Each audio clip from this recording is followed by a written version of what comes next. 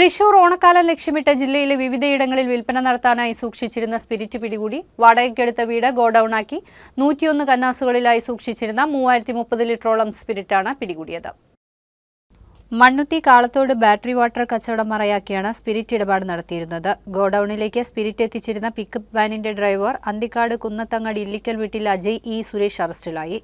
Spirit കടത്താൻ ഉപയോഗിച്ച 2 pickup വാനുകളിൽ നിന്നായി 60 കന്നാസുകളും വീടിനുള്ളിൽ നിന്ന് 41 കന്നാസുകളുമാണ് കണ്ടെടുത്തത്. വാടാനപ്പള്ളി സ്വദേശി റഷീദ് വാടകയ്ക്കെടുത്തതാണ് ഈ വീട്.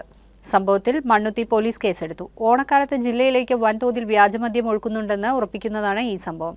City police commissioner Nakul Rajendra ദേശ്മുഖിന് ലഭിച്ച രഹസ്യവിവരത്തെ തുടർന്ന് city narcotic cell ACP P ഷിബുവിന്റെ നേതൃത്വത്തിൽ ജില്ലാ DANSAF SI Bibin P നായരും സംഘവും മണ്ണുത്തി ഇൻസ്പെക്ടർ ബിജുവും സംഘവും ചേർന്ന് സംയുക്തമായി നടത്തിയ പരിശോധനയിലാണ് സ്പിരിറ്റ് പിടികൂടിയത്. കേസിലെ പ്രധാന പ്രതികളെക്കുറിച്ച് സൂചന ലഭിച്ചിട്ടുണ്ടെന്നും ഇവരെ ഉടൻ പിടികൂടുമെന്നും കമ്മീഷണർ പറഞ്ഞു.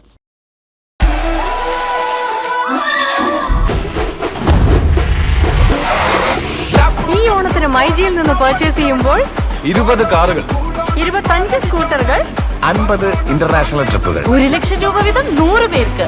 ബമ്പർ സമ്മാനമായി BMW കാർ, 30 കോടി രൂപയുടെ ഉറപ്പായ സമ്മാനങ്ങളും ഡിസ്കൗണ്ടുകളുമായി. മൈജി ഓണം മാസോണം.